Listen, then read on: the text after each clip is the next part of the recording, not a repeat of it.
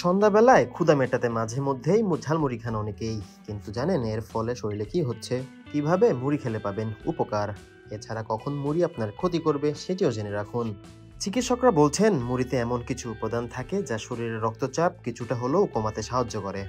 মুড়িতে sodium একেবারেই কম থাকে, ফলে রক্তচাপ বাড়ার ভয় থাকে না। কিন্তু অতিরিক্ত চানাচুর বা লবণ মেশালে হিতের বিপরীত হতে পারে।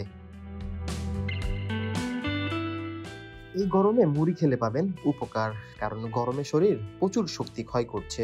এই সময় নামি দামি খাবার না খেয়ে অল্প মুড়ি খেতে পারেন, কারণ এতে থাকে প্রচুর পরিমাণে কার্বোহাইড্রেট বা যা খুব তাড়াতাড়ি শরীরে শক্তির যোগান দেয়। যারা মুড়ি খেতে চান না তারা পুষ্টির ভান্ডার থেকে বঞ্চিত হচ্ছেন, কারণ মুড়িতে ভিটামিন ডি, ক্যালসিয়াম, আয়রন, ফাইবারের মতো একাধিক পুষ্টিগুণ থাকে, যা শরীরের জন্য খুবই উপকারী। তাই নিশ্চিন্তেই মুড়ি খাওয়ার পরামর্শ দেন চিকিৎসকরা।